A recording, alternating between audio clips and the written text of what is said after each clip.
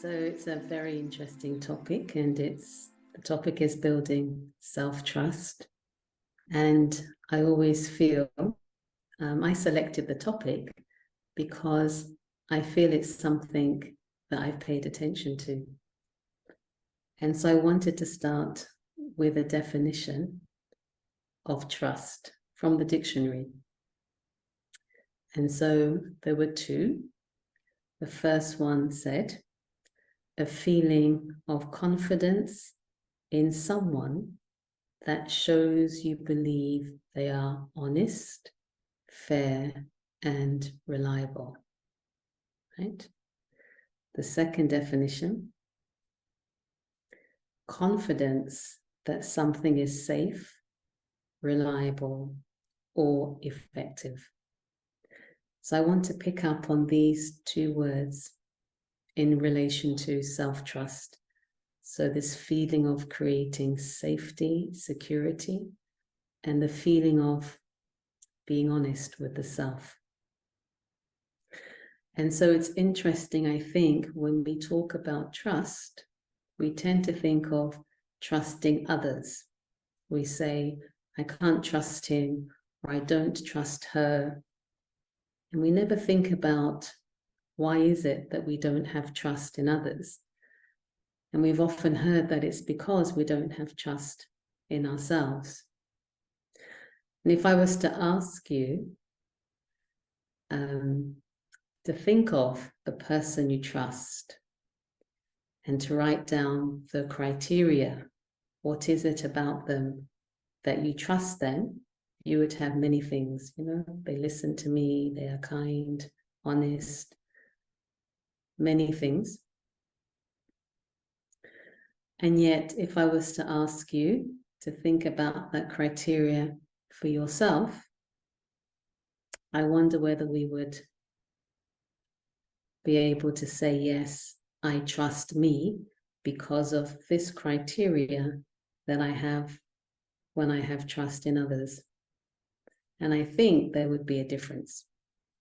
I'm assuming I can't ask you, but I think there would be a difference. It's much easier to set a criteria for trusting others than really trusting ourselves.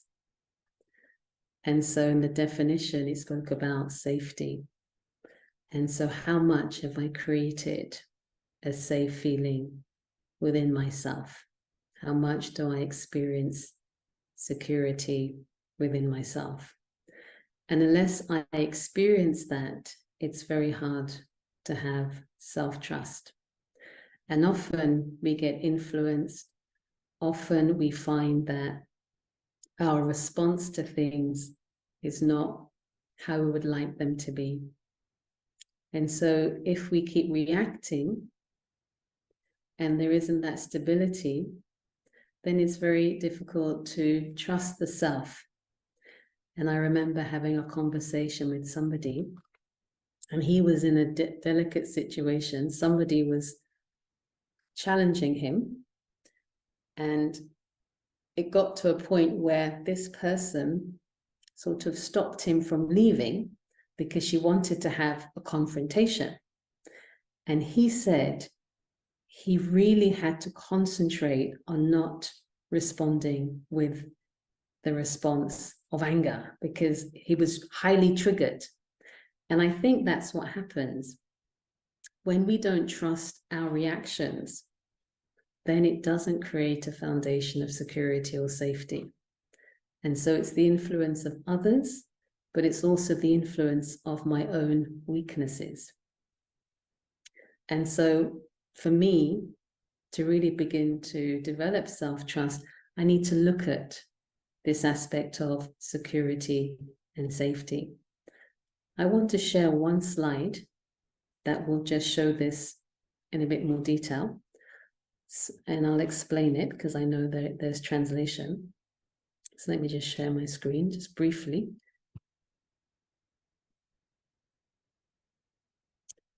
Hope you can see that. Okay.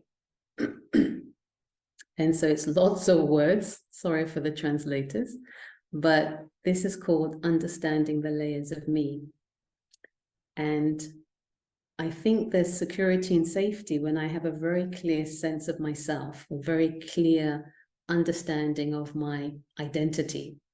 And you can see there are 3 layers to this. And the outer layer is the physical aspect of myself: race, gender, age, religion. Hope you can see it. Profession, appearance.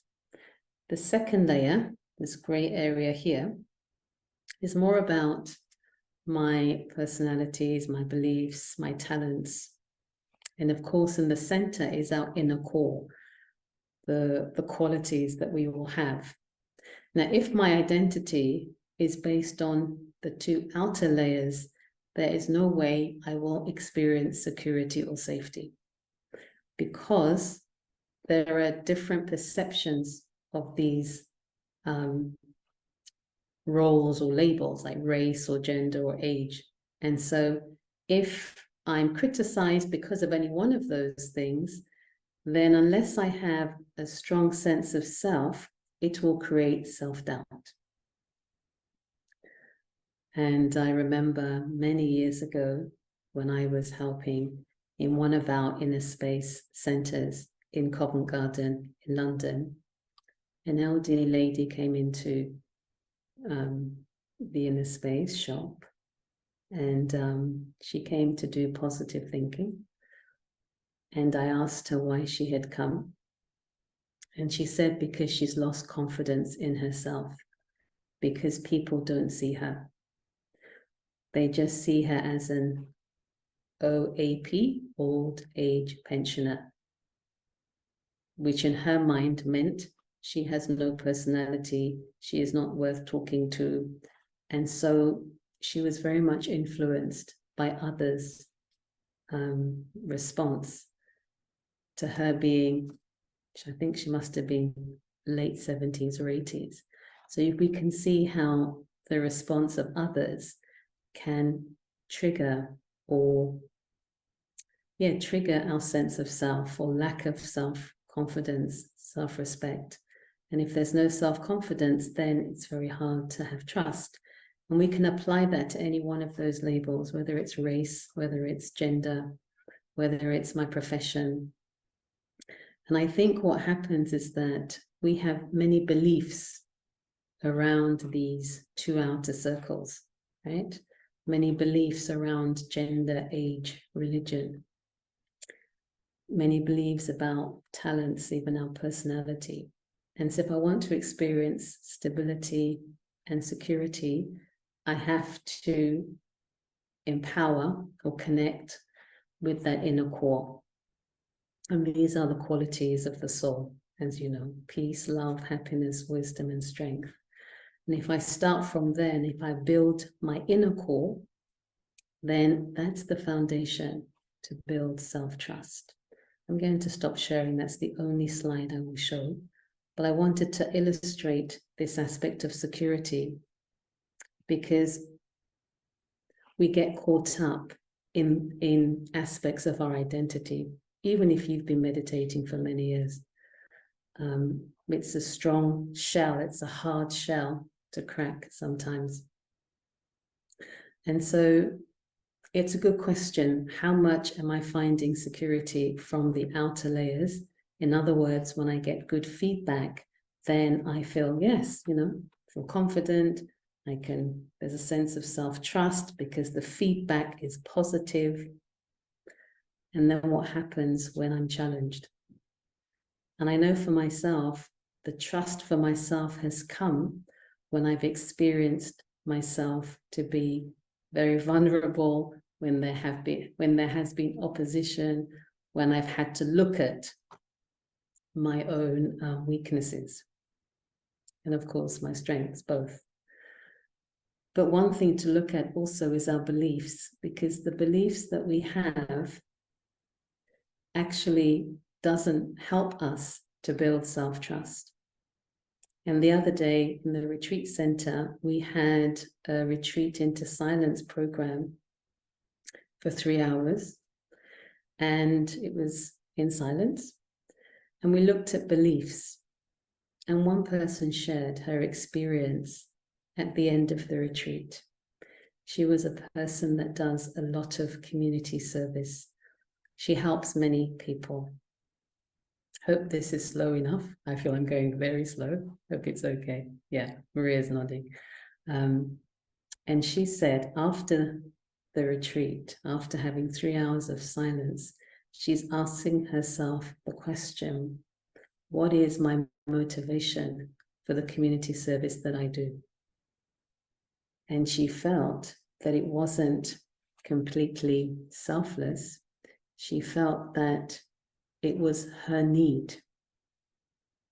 So it wasn't that she was helping, but the motivation was, it was her need to be able to help. And if that's the case, then again, the foundation of her sense of self is going to fluctuate. And I think we take support from these false identities or labels, and we build our sense of self, our confidence, our sense of trust on these. And if we do that, then definitely something will come along to shake the foundation, and we will be forced to look at that and rebuild it. And I think the time is such where the things we could rely on, we can't, even people, because everybody is going through something. Things are coming up because our foundation for ourselves hasn't been based on something permanent. Hope that makes sense. And so the foundation for self-trust for me is all around love. You might think love, but it's the love to really increase my understanding and knowledge. When I have understanding and knowledge about myself, about my reactions, then I'm going to be able to make some changes. And so love in the sense of being honest with myself. I need knowledge and understanding about that relationship that I have with myself. How honest am I? How easy is it to face both sides, actually, my strengths, and to say, yes, I am confident, I am lovable, and at the same time to face those sides that we often hide. And one practice that I'm doing since August, actually, is every time I see myself resisting or reacting, even internally, I write it down, I write about it. And what I found is that when I write, I get the answer to why I was resisting. And often it's nothing to do with the situation. It's often to do with some kind of attachment or ego or fear or anger. And I'll share one example of my writing. And it happened in the retreat center. And it was around reception, and there was some miscommunication of something. And so then I explained that, this is the system. And I kept repeating it 2-3 times. And the person said, okay, Sam, I've got it. And then when I was writing at night, I was thinking, why was I repeating 5 times when she said she had understood? And what I realized at the end of the day was because she hadn't asked me. That was it, pure ego, pure ego. And it was so liberating to be able to identify what that resistance was about. It wasn't about the reception really. It was the fact that I wasn't asked. And I think what happens when we face these kinds of situations that come up every day, it's very liberating. We feel a sense of empowerment, and I feel I can begin to trust myself because I'm not hiding from me, because I'm accepting, I'm happy to explore both sides. And yeah, and so that's just one example I wanted to share. I think when I started to write these kinds of experiences that I was having, and sometimes I will go 4 or 5 days without writing anything. So that's great. No resistance for 5 days. And then maybe the 6th day, something happens again. But what I realized was that there was something around making mistakes or around these kinds of interactions that I wasn't really facing. And I think there was some kind of guilt or shame or something where I wasn't able to really explore these kinds of reactions honestly. It's very easy to kind of justify, we're very good at justifying why we do what we do. We can come up with very good reasons and explanations and prove that we are right. But that doesn't enable us to build self-trust. In fact, we become more distant from ourselves because we're not ready to be vulnerable, I suppose. We're not really ready to build a really close relationship with ourselves. The other thing I think to check is our intention.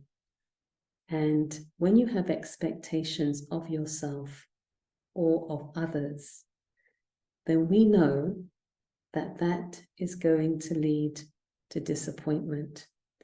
Every time we are disappointed, it will lead to self-doubt. I had a high expectation of myself. I didn't meet it because it wasn't realistic, and so doubt. And doubt is like an illness, because once you have doubt, it increases and it occupies the mind. It colors your judgment. You're not able to see clearly. And so expectations of the self, but then expectations of others. They should have. Why didn't they? And again, my lack of trust in them grows, and therefore my trust in myself also, lack of trust in myself also grows. And the bottom line is expectation. I was talking to somebody the other day, and they were talking about just expecting the best. Whatever's going to happen is going to be good, in the sense that there'll be something to learn, even if it's challenging, even if I'm out of my comfort zone. And of course, the importance of just accepting our whole journey. When there's a part of myself or my journey that I haven't accepted, then it's going to be triggered by something, some situation, some person will trigger that. And because I haven't looked at that part, I haven't accepted it, it will create fluctuation. I will feel as if I'm shaking. And when you feel that, again, it's very difficult to feel a sense of stability or safety, because I haven't embraced my whole journey, no matter how challenging it's been or not. Because whatever's happened in our life has brought me to this point where I am today. And that's no small thing.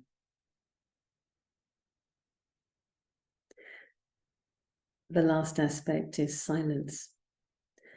And it's not just silence of speech, we know, but silence of our thoughts. We need space to see. We need silence to connect to ourselves as we truly are. And that's that inner core that I showed on the PowerPoint, on the slide. I remember many years ago when I was in Tanzania, I had the fortune of doing 21 days silence. And many things came up, which was good.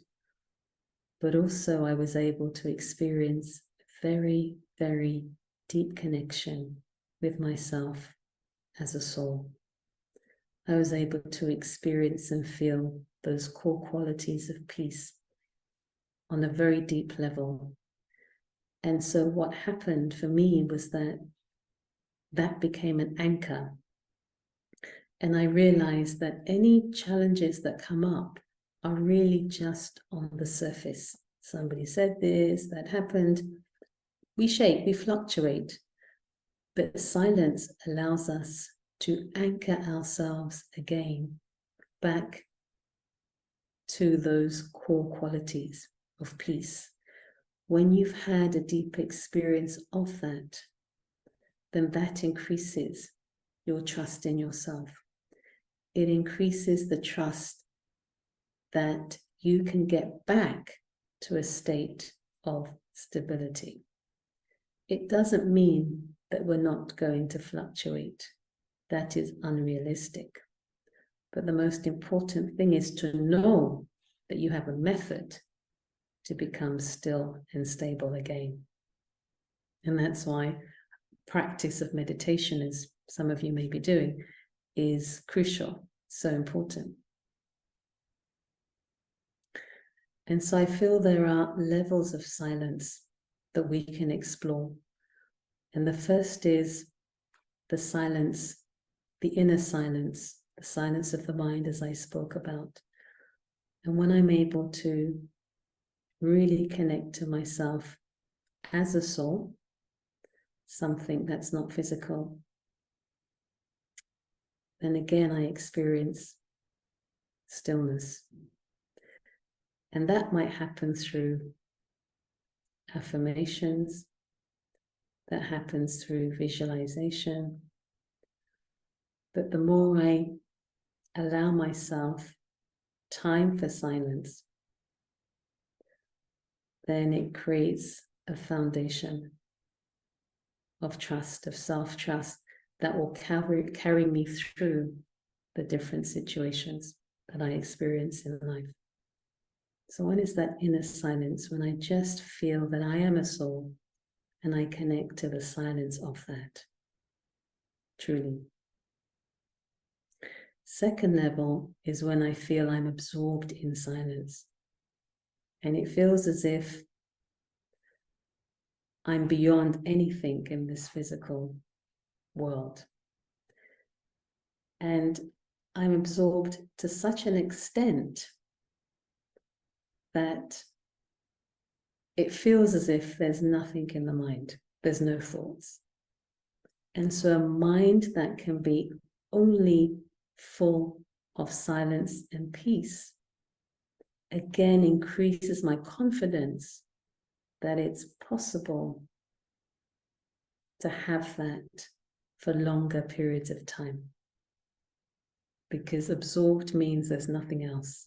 It's like a sponge soaked with whatever, water in this case.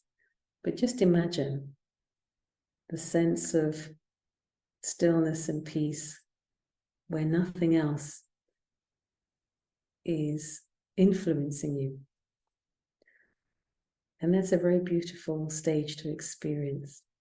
A stage where you're beyond influence. The only influence is something very beautiful, very positive, very powerful, very pure.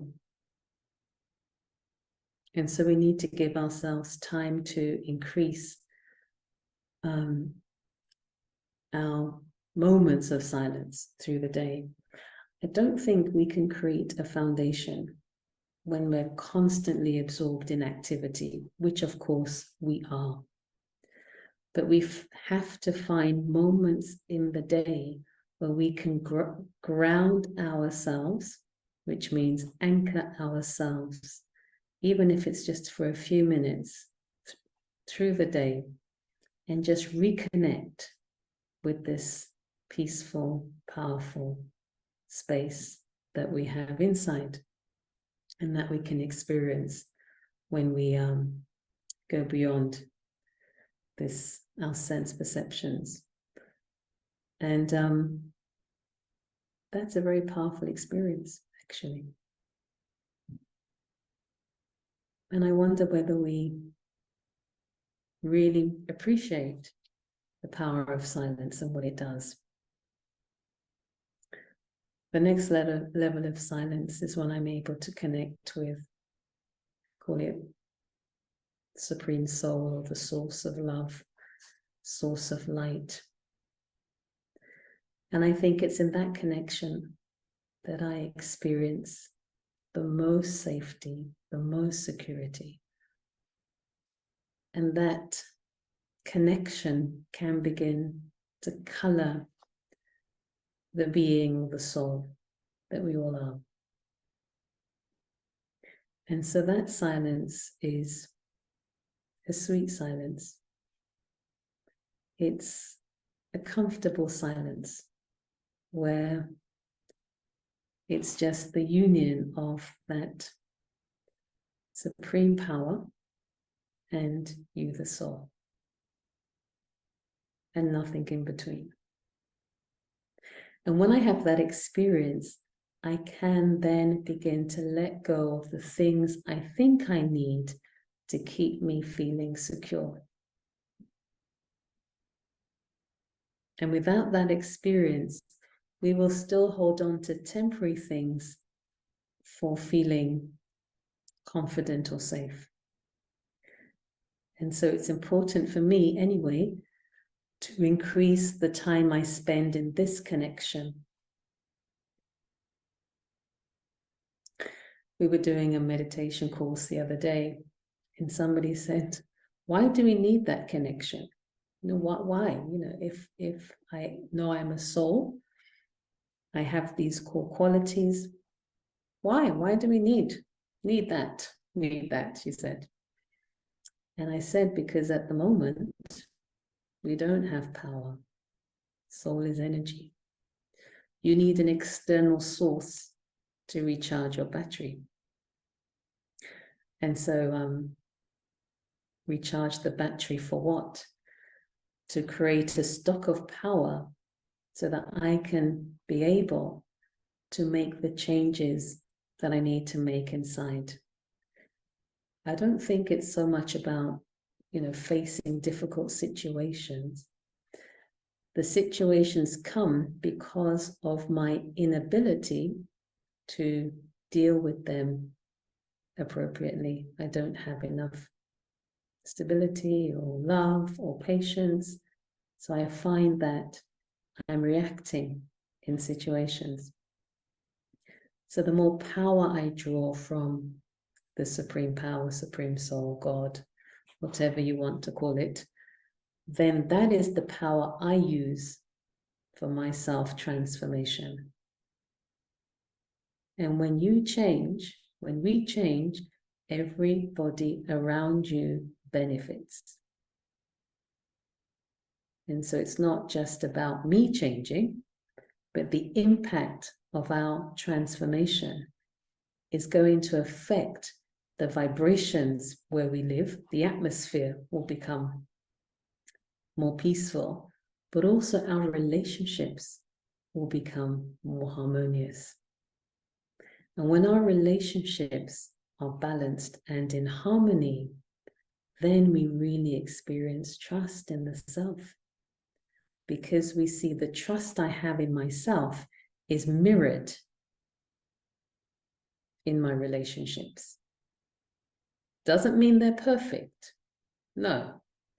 People are doing what they normally do, but it feels like my heart has expanded. There's enough power within the soul to accept myself, as I said earlier, but also others. And so to let go of expectations, you can't just do it like that. You need power. All of these things, to go into silence, you need power. And so it's the connection with the divine that allows us to do just that. And it's a constant journey. It's not that we just build self-trust and that's it. It requires commitment. It requires patience, because part of this connection with the divine helps us to see the current foundation. And we have to be ready to break it up and start again. And I'll just share my own experience of, I spent many years maybe 20 years in Southern Africa, amazing experience. And mainly in new countries, teaching as a primary school teacher, but also coordinating activities, as Maria shared. And it's so easy to build a foundation based on people's feedback, as I shared earlier. And in those countries, I'm not saying it's all perfect, but there's something about community that is very important. I grew up in London. My parents are from the Caribbean islands. And so as a child, I grew up with community, the Caribbean community, very family orientated, lots of laughter. And so going to Africa, Southern Africa, similar kind of experience where they bring out your best because people are generous-hearted, they have time, connection is important. People take time just to make sure you're well. Maybe it's a bit like Turkey, I don't know. You can knock on your neighbor's door and you're invited for tea, and the next minute you're seeing the photos of all the family, etc. So it's at that time, it was a place of a family feeling. And it brought out a very good side. And I didn't really have to make effort because the people were so lovely. And of course, they're very religious, they're Catholic. And so any kind of spiritual place, they had a lot of respect for, because they felt that what we were doing in the meditation center was close to what they were doing in their church or temple or mosque.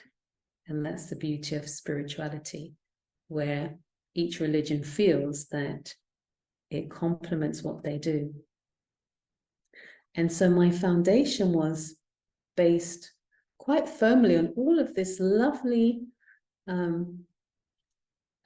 values and community spirit and all of this. And then I came back to the UK, which is where I was born, completely different. And I realized I had to look at my foundation of self-trust, which I realized was built on the culture of that place, the feedback I was getting from others, which was 95% positive, 95. And now being back in the UK, completely different. And I realized I had to look at my foundation, and I had to work now from the inside of recognizing my own inner powers, my own strength, not based on feedback, but based on my own realization of who I am. It was so subtle. And I'm so glad that I was able to see that. And that's what I mean by the commitment to being ready to look at the foundation of our sense of self, and being ready to knock it down and start again, building something which is permanent, a structure that will take you forward and will move you forward step by step. And that's why I feel the bricks of this building of self-trust is all about experience. And think about your own lives. Think about the challenges, and not so much the challenges, but for me, it's been the challenges, I think, that have made me so experienced and has strengthened my foundation of self-trust. And I know I didn't get through those alone. I know it was my connection with the divine that enabled that. But I often think we forget these experiences, and we need to appreciate the bricks that we have already laid and the foundation that we already have. Keep checking it, definitely, but appreciate and value how far we've come on our journeys. And so commitment is a big one, I think, and it really means sustenance, being ready to sustain yourself. I don't know how many parents are on the line on this Zoom meeting, but maybe a few, maybe more, I don't know. But just think it's natural for a parent to sustain the child. No matter what the child does, the parent knows it's going to be there, it's going to teach, it's going to guide. And it doesn't matter how old you are, but your parents will always treat you like you're a child, you know. I'm in my 50s and my mum still thinks I'm 10 or something, which is a lovely thing. And so what about myself? How much am I prepared to sustain myself and care for myself, be kind to myself? And that's why checking the foundation, appreciating it, valuing it, but being ready to be honest and saying, yeah, I need to change that belief. I need to do this more. I need to let go of that. It's a constant journey, and it's a good one to invest in. And so what are the fruits of self-trust? And I think the first fruit, I would say, is that it kind of it allows you to create newness, because when there's self-trust, you start to push the bar. What do I mean by push the bar? You increase your capacity, you expand yourself. We leave our comfort zone, because that's where I feel secure. This is my little world of security. And when there's self-trust, I push the bar, I expand myself, the boundaries open up, and I'm able to invite, if you like, new experiences, because I trust that I'll find the information, the right help will come, I have the inclination, what's needed for that new experience. And so it opens up a whole new world, I think, when we just trust in ourselves. And ultimately, I think it allows us to really become creative in using that inner core. And knowing that the peace or the love or the kindness can work with any individual in any situation. We need to experiment with it. And that's what I mean by newness. being creative and using those core qualities.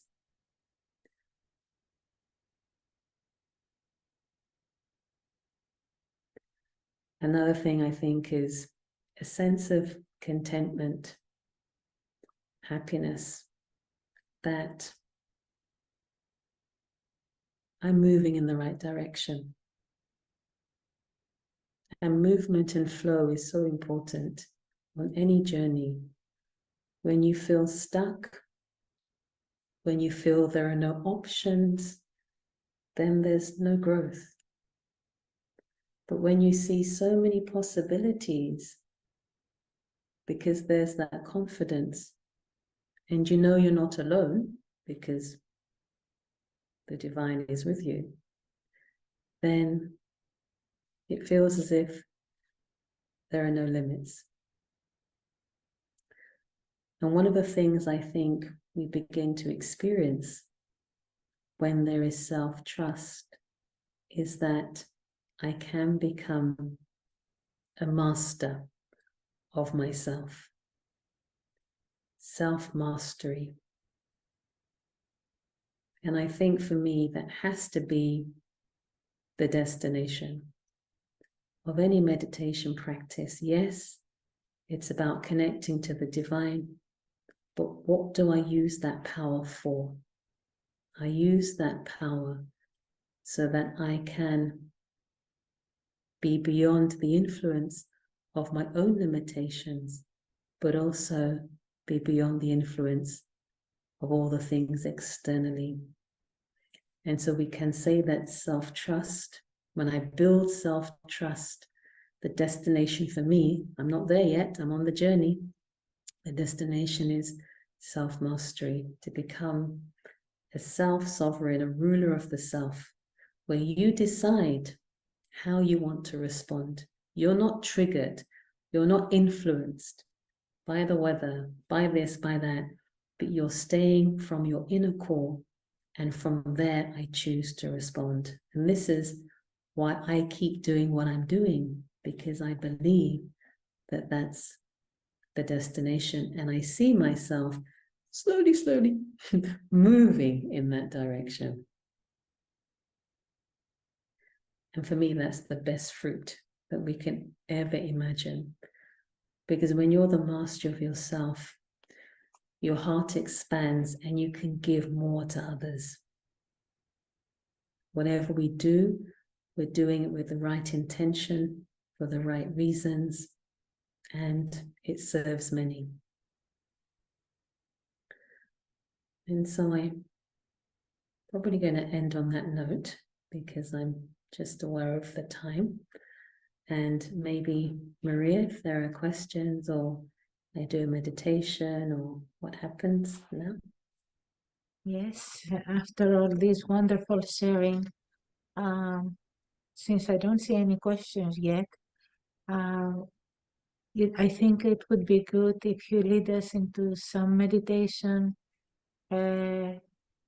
concerning self-trust, so we can also imbibe all those things that you shared with us.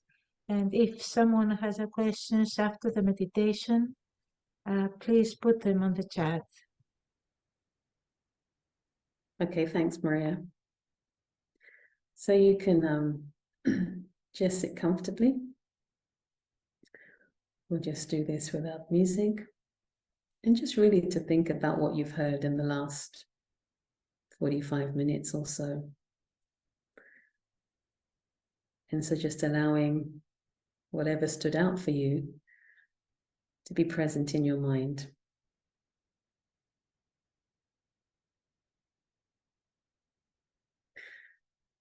And let's just start from the beginning. Just relaxing our bodies and stabilizing ourselves in this awareness of just being light. And for that, we can just visualize a point of light, the center of the forehead, the seat of the soul. When I stabilize myself in my true identity, I'm able to experience stillness, silence, but more importantly, stability. Stability always comes from the inside and depends on my own connection with myself. Depends on the amount of trust I have within myself, for myself.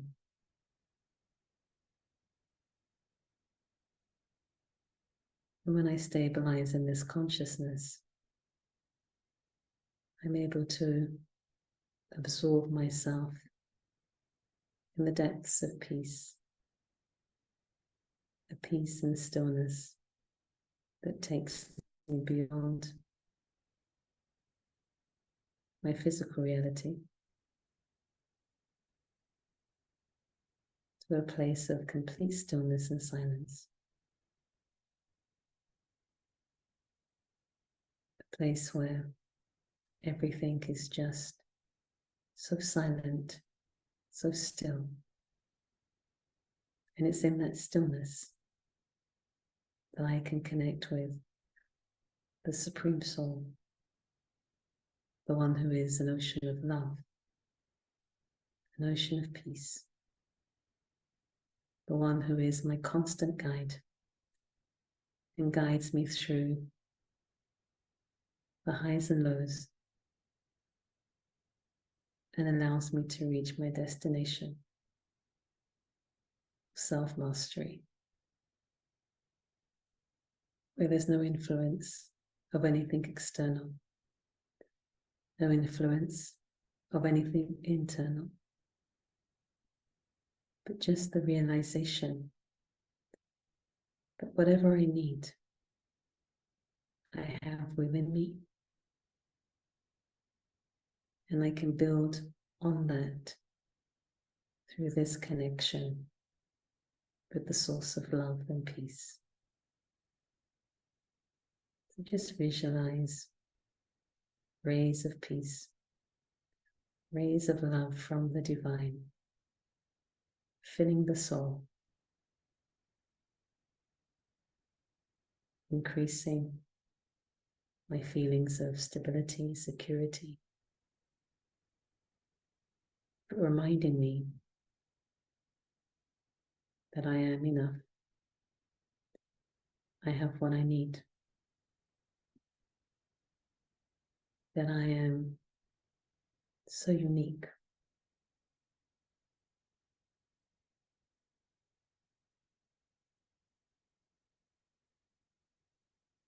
And simply that I am the child of the divine.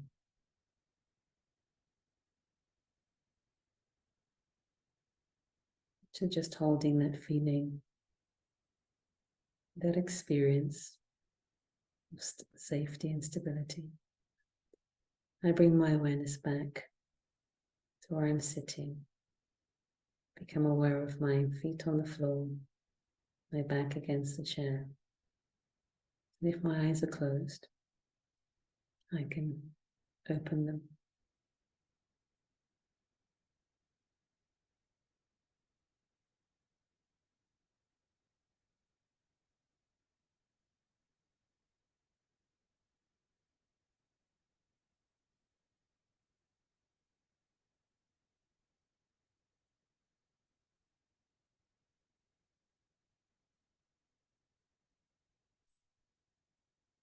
Thank you.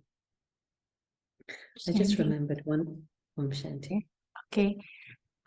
Yes, continue. Sorry, I was just as I came out of meditation, I just remembered one story that I wanted to share. And this was an experience I heard from Sister Mohini, who coordinates the centers in North and South America, Central America, and the Caribbean. This was a few years ago, And she was sharing that something had happened with somebody that she'd known for many, many, many years. She didn't tell us the story or the person's name, but she said that when she heard what had happened, she could feel that she was about to lose her trust. Thoughts began to come in the mind. And she sat down in meditation and she said, I can't afford to lose my trust. I always remember that, because she could see that she was having doubt in the person that she'd heard about had done this and that. And she noted it very quickly. And that's what she said. I can't afford to lose my trust. And I think it's priceless. It's the foundation of our own stability and our growth. And how easily do we often allow ourselves to lose trust, not just in ourselves mainly, but also in others. And I think if we can pay attention to that and explore why, maybe right, as I've been doing, why is it that there's doubt in that one? What am I still trying to take? What is my need? Because we're at a time where everybody is struggling, And if I have a way of taking from the source, let me take from there and become a stable support for others. There was a very nice line that I heard we have a morning study, and the line was something like, if I can remember it, in silence there is peace, and in peace there is happiness, something like that. And so the more I can spend more time in silence, I can experience peace, my original nature. When I experience that, then I can experience happiness. So it starts with silence. Silence, peace, and happiness, right? So in essence, increase the silence, not speaking, but even when you're in conversation, how much are you really silent? Or are we thinking about what we're going to say next? Am I judging what they're saying? There are so many opportunities to increase silence in our day. And silence leads to peace. Peace leads to happiness. When I'm happy and I'm peaceful, then there's definitely going to be self-trust and therefore trust in others, which means success in relationships, right? In a nutshell. So I'm going to stop there. I don't know if there are any questions, but I think I've said a lot. Thank you. But So yeah. there is one question, I think. Can you share how many layers of silence? Can you share how many layers of silence there are? I'm not sure. Yeah, I think I shared 3. I don't know if there are any more than that, but I think it starts with turning inwards and connecting to myself as a soul. Just that level of silence, being able to silence the mind. And what I mean by that is just being able to see the thoughts coming across the screen of our mind. And when we turn inwards, we can do that. Otherwise, the whole day, the mind is just going on and on and on. That's one level of silence. And that creates a belief that I can control my thoughts. I can decide the kind of thoughts I want to create. It changes my belief that I can't control my mind, that level. Second level, I was talking about being absorbed in peace. And what I meant by that really is just being able to go beyond your sense perceptions, this physical reality, and connect to the home of the soul with your consciousness, with your thoughts. a world of silence, of stillness, of peace, of power. And that's where there's no interruption, no interference. It's just complete stillness. And then third level is when I'm able to make a connection with the divine. And that's a kind of a sweet silence. It's a silence where I'm able to listen in, if you like, to or catch the vibrations, if you like, of that supreme source. It's a conversation, it's a relationship. And that's why I call it sweet, because you need to be silent to be able to tune in and connect to that source. So for me, those are three. There may be others, but that's my experience.